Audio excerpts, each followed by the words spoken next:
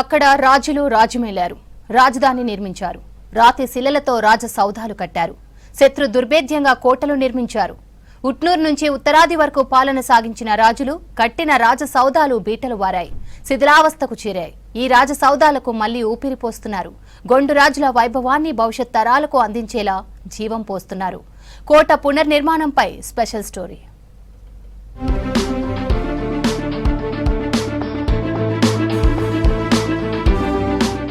ఉమ్మడి ఆదిలాబాద్ జిల్లాలో రాజగోండులు విశాలమైన రాజ్యాన్ని పాలించిన రాజులుగా చరిత్రలో నిలిచారు. వీరు మొదట చంద్రపూర్ రాజులకు సామంతులుగా పనిచేశారు. ఆ తర్వాత ఉట్నూరు కేంద్రంగా స్వతంత్ర రాజ్యంగా ప్రకటించుకున్నారు. 1309వ సంవత్సరంలో ఉట్నూరు కేంద్రంగా రాజధాని నిర్మించారు. ఇక్కడి నుంచి హనుమంతరావు, రాజా జలపతిరావు దేవ్షా పాలన సాగించారు. దాదాపు 230 ఏండ్ల పాటు ఆదివాసీ రాజులు ఆ ప్రాంతాన్ని ఏలారు. అంతటి వైభవం ఉన్న రాజసౌధం ప్రస్తుతం శిథిలావస్థకు చేరింది. రాజ దర్బార్ కాలగర్భంలో కలిసిపోయింది. అలాంటి అద్భుతమైన కట్టడాలను పునర్నిర్మిస్తున్నారు. ఆదివాసీ చరిత్రకు ప్రాణం పోస్తున్నారు. మేము చిన్నప్పటి నుంచి ఇదే ఏరియాలో ఉండేవాళ్ళం, కానీ మేము ఇంత మొత్తం ఇది ఖరాబ్ అయి ఉండే. ఇప్పుడు చాలా అందంగా కనిపిస్తుంది, చూడముచ్చటగా ఉన్నది. అందరు జనాలు కూడా వచ్చి చూస్తున్నారు.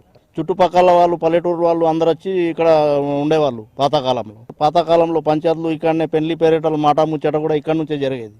రాజసౌధంలో ఉండే రాజ కుటుంబీకులు స్నానమాచరించడానికి స్నానవాటిక ఉంది. ఈ స్నానవాటిక దగ్గరకు రావడానికి రాజసౌధం నుండి స్నానవాటిక వరకు భూగర్భంలో మార్గం ఉంది. ఆ మార్గం నుండి వచ్చి రాజకుటుంబీకులు స్నానమాచరించేవారని ఆదివాసీలు చెబుతున్నారు. ఆదివాసీ రాజకుటుంబీకులు మహంకాళి అమ్మవారిని పూజించేవారు. అక్కడున్న స్నానవాటికకు మరమ్మతులు చేశారు. అద్భుతమైన కట్టడం చూసి ఆశ్చర్యపోతున్నారు ప్రజలు.